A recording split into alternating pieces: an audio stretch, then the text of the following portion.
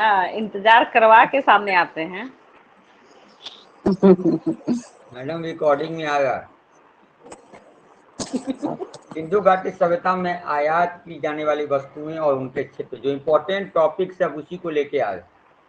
इससे अक्सर क्वेश्चन आते हैं। सोना का आयात अफगानिस्तान, फारस और कर्नाटक से होता था।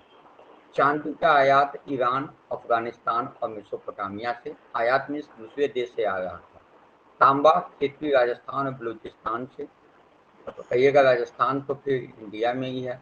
सिंधु घाटी सभ्यता का जो क्षेत्र था उसमें टीन ईरान और अफगानिस्तान से, तेल खबी बलूचिस्तान, राजस्थान और गुजरात से, हरित मणि दक्षिण भारत से, शंख और कौरियां सौराष्ट्र गुजरात से और दक्षिण भारत से, नील रतन बद्र खां अफगानिस्तान से, शिलाजीत हिमालय क्षेत्र से, शिलाजीत बूटी होती है, फिरोजा ईरान से, लाजवर्द बरक्सा और मेसोपोटामिया से, गोमेद गोमेद जो पत्थर स्टोन पहनते हैं हम लोग, सौराष्ट्र गुजरात से, स्टेटाइट ईरान से, स्फटिक दक्कन के पठार और उड़ीसा बिहार से, स्लेट कांगड़ा हिमाचल प्रदेश से, सीसा ईरान से, राजस्थान से, अफगानिस्तान से और दक्षिण भारत से।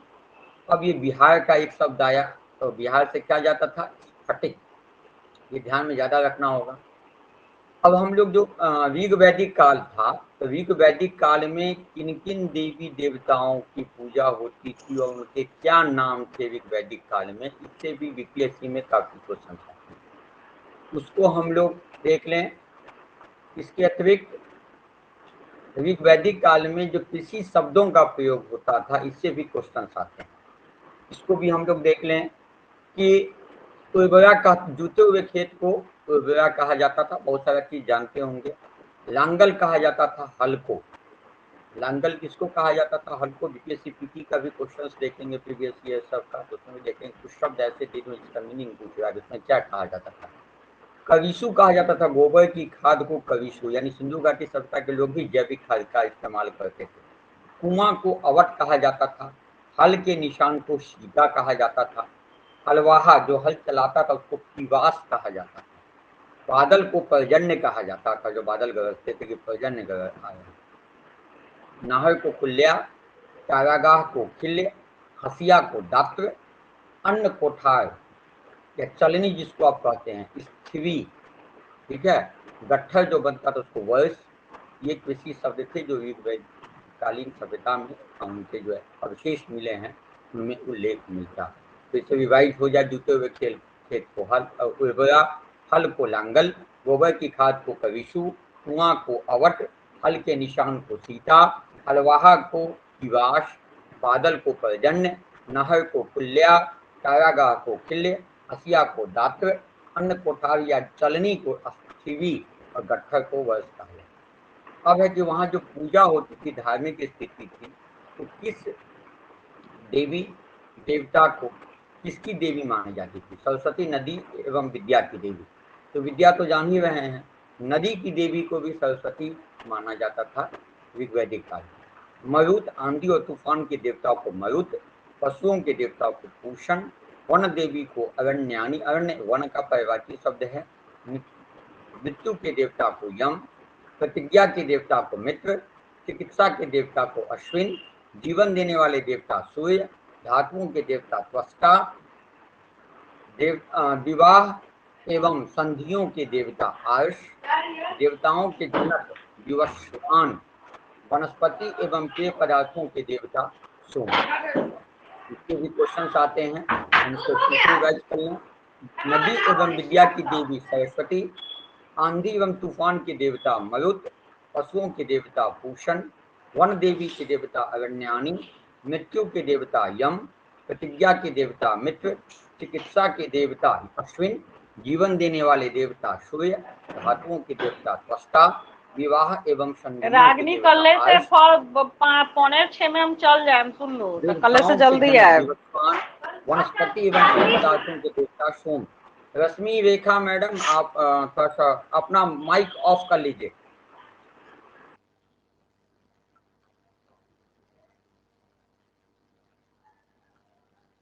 उसके बाद हम लोग देखिए जो इम्पोर्टेंट है उत्तर वैदिक कालीन साहित्य, उत्तर वैदिक कालीन साहित्य में भी काफी क्वेश्चन आते हैं। उत्तर वैदिक काल में उपनिषद, पुराण, अन्य ब्राह्मण ग्रंथ, आरण्यक और वेदांत की रचना हुई। सामवेद में 1875 ऋचाएं हैं, जिसमें से 75 सूक्तों को छोड़कर शेष ऋग्वेद से लिया गया है। जो ये पता है कि इसमें संगीत शास्त्र का वर्णन है, गायन का वर्णन है। उसके बाद यजुर्वेद में 40 मंडल हैं, 2000 मंत्र है। इसको दो भागों में बांटा गया, कृष्ण यजुर्वेद और शुक्ल यजुर्वेद। ठीक है। यजुर्वेद में कृषि सिंचाई की विधियों का भी उल्लेख है, साथ में यज्ञ का वर्णन है। इसमें राजसूय यज्ञ, वाजपेय यज्ञ और अश्वमेध यज्ञ की पद्धतियों का वर्णन है। अथर्ववेद की रचना अथर्वा ऋषि ने की थी, इसमें भी तंत्र मंत्र का वर्णन है। ठीक है। इसमें वास्तुकला का भी वर्णन है। ब्राह्मण ग्रंथ में ऋग्वेद में ऐतरेय और कौशिकी, सामवेद से पंचविश, षंडविश, आर्षेय, छांदिज्य और जमीनीय, यजुर्वेद से तैतवीय, शतपथ, कट, स्थल और अथर्ववेद से गोफर। आरण्यक की रचना जैसे आप हम लोग पहले भी पढ़े थे, वन में की गई, इसलिए इसका नाम है आरण्यक। उपनिषद का संबंध आत्मा एवं ब्रह्मा के संबंध की व्याख्या उपनिषद में की गई। उपनिषद की संख्या 108 है। इसे वेदांत भी कहा जाता है। किसको वेदांत कहा जाता है? तो उपनिषद को। इसमें ज्ञान को प्रमुखता दी गई है और ब्रह्मा विद्या भी कहा गया है। जो ब्रह्म ज्ञान है उसी को ब्रह्म विद्या भी कहा गया है। सत्य में जयते जो आदर्श वाक्य है वह मुंडोक उपनिषद से लिया गया है। और बीपीएससी के एग्जाम से हमको लगता है कम से कम 100 बार यह क्वेश्चन पूछा जा चुका है कि सत्यमेव जयते कहाँ से लिया गया है? मुंडकोपनिषद से। वेदांग 6 है, शिक्षा, कल्प, निरुक्त, व्याकरण, छंद, ज्योतिष, यह 6 वेदांग है। इसके अतिरिक्त सूत्र साहित्य था। कल्प सूत्र विधि में विधि एवं नियमों का विवरण है। श्रौत सूत्र में यज्ञ संबंधी विधि विधान का विवरण है। शुल्ब सूत्र में यज्ञ स्थल एवं अग्निवेदी के निर्माण से संबंधित नियमों का उल्लेख है। ठीक है। साथ ही भारतीय जो ज्यामिति है शुल्ब सूत्र से प्राप्त होता है। अब इस पे जो हम रिसर्च किए थे अभी हाल ही में बोधायन विषय पर, जिसका जर्नल प्रकाशित है, उसमें भी शुल्ब सूत्र की चर्चा हम किए थे। यह शुल्ब का उल्लेख है। गृह सूत्र में मानव के लौकिक और अलौकिक कर्तव्यों का वर्णन प्राप्त है। तो इसे सूत्र पे भी क्वेश्चन आता है। कल्प सूत्र में विधि एवं नियमों का विवरण, श्रौत सूत्र में यज्ञ संबंधी विधि विधान का विवरण, शुल्ब सूत्र एवं यज्ञ सूत्र में अग्निवेदी के निर्माण का विवरण। और अग्निवेदी अब क्लियर हो गया कि इसके एक निश्चित आकार होते, यहीं से ज्यामिति की शुरुआत हो गई थी। भारतीय ज्यामिति, इंडियन ज्योमेट्री है, इसका शुरुआत शुल्ब सूत्र से हुआ था। धर्म सूत्र में सामाजिक एवं धार्मिक नियमों का वर्णन है। गृह सूत्र में मानव के लौकिक एवं अलौकिक कर्तव्यों का वर्णन है। वर्ण व्यवस्था जो बांटा गया 4 भाग में, ब्राह्मण, क्षत्रिय, वैश्य और शूद्र, उसमें सबके काम क्या क्या आधारित थे? ये कर्म आधारित थी। शुरू में जो काम करते थे उनको उस वर्ण में डाला गया था। उत्तर वैदिक काल के बाद जन्म आधारित हो गई। जो पुजारी हुआ करते थे या विद्वान हुआ करते थे, जो शिक्षक हुआ करते थे, जो कवि या लेखक हुआ करते थे, उनको ब्राह्मण कहा जाता था। जो योद्धा होते थे, प्रशासक होते थे, राजा होते थे, वो किसी भी आपको योनि में जन्म लिए हैं, लेकिन उनको क्षत्रिय कहा जाता था। जो कृषि का काम करते थे, जो व्यापारी का काम करते थे, उनको वैश्य कहा जाता था। और जो सेवक या मजदूरी का काम करते थे उनको शूद्र कहा जाता था। जो यह पूर्णतः क्या था? कर्माधारित। सिंधु घाटी सभ्यता में समाज व्यवसाय के आधार पर बटा था। पुरोहित जो पूजा कराते थे, व्यापारी, अधिकारी, शिल्पकार, जुलाहा और श्रमिक। तो ये भी क्वेश्चन आते हैं कि सिंधु घाटी सभ्यता में जो कितने वर्गों में बांटा गया था? तो 4 नहीं बल्कि 6 वर्गों में बांटा गया था। पुरोहित, व्यापारी, अधिकारी, शिल्पकार, जुलाहा और श्रमिक। तो इसके नाम से स्पष्ट है। एक जुलाहा शब्द नया आया है, तो उससे भी अब क्लियर हो गए होगा, व्यापार से संबंधित था। जैन धर्म के कुल कितने तीर्थंकर थे? 24। और प्रथम तीर्थंकर कौन थे जिससे क्वेश्चन आते हैं? ऋषभ देव।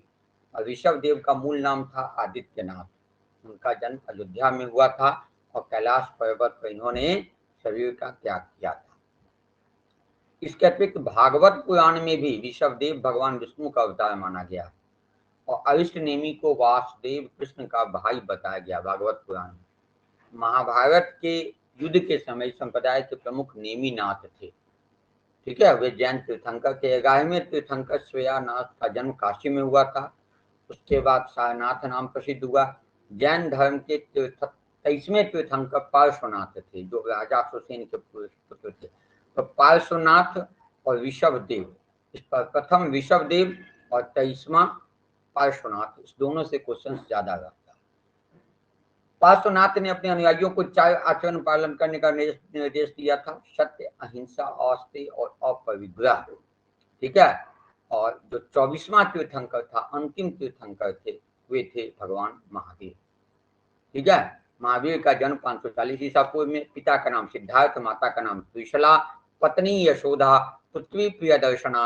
मृत्यु 468 ईसा पूर्व में पावापुरी नालंदा में हुआ, ठीक है। महावीर के बारे में हम लोग इतना ही समझ लें तो हो जाएगा। इसके अतिरिक्त महावीर का जो भाषा था वो अपभ्रंश भाषा में उनके ग्रंथ का विकास हुआ था। इसके अतिरिक्त उनको जो त्रिरत्न और महाव्रत भगवान महावीर से या जैन धर्म से संबंधित है। मति अर्थात इंद्रिय जनित ज्ञान, श्रुति अर्थात श्रवण ज्ञान, अवधि अर्थात दिव्य ज्ञान, मनः पर्याय अर्थात दूसरे के मन को जान लेना, और कैवल्य ज्ञान यानी सर्वोच्च ज्ञान। कौन कौन? मति कहा जाता है इंद्रिय जनित ज्ञान को मति, श्रवण ज्ञान को श्रुति, दिव्य ज्ञान को अवधि, ठीक है। दूसरे के मन को जान लेना तो मनः पर्याय, और सर्वोच्च ज्ञान को कैवल्य ज्ञान। अब जैन साहित्य में 12 अंग थे। आचारांग सूत्र में जैन भिक्षुओं द्वारा पालन किए जाने वाले नियमों का वर्णन है। सुयत दांग में जैन धर्म के मतों का खंडन है। थानांग में जैन धर्म के विभिन्न सिद्धांतों का वर्णन है। सामवायंग सूत्र तीसरे अंग का भाग माना जाता है। भगवती सूत्र में महावीर के जीवन और कृत्यों का संबंध है। नायाधम कहा सूत्र में महावीर की शिक्षाओं का वर्णन है। उवास गद सूत्रों में जैन उपासकों की विधि आचरण और नियमों का वर्णन है। अंत गाथाओं में उन भिक्षुओं का वर्णन है जिन्होंने तप द्वारा शरीर के अंत किया और स्वर्ग को प्राप्त हुए। अनुत्तरोवाई दशाओं में भी तप द्वारा शरीर को अनंत कर स्वर्ग प्राप्त करने का वर्णन है। पन हावागर नाई में जैन धर्म सब अपभ्रंश भाषा है। 5 महाव्रतों और नियमों की व्याख्या की गई है, ये ध्यान में रखना होगा। पन हावागर नाई विभाग स्वयं में अच्छे बुरे कर्म के फलों का विवरण है, जो व्यक्ति के मृत्यु के पश्चात मिलते हैं।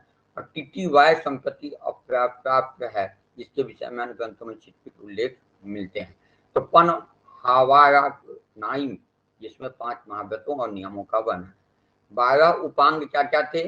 आपपातिक, राजपसनीय, जीवभिगम, प्रगापना, जम्बू द्वीप प्रज्ञप्ति, चंद्र प्रज्ञप्ति, सूर्य प्रज्ञप्ति, निव्यावली, कल्पावंशतिका, पुष्पिका, पुष्पचूलिका, विष्णु दशा।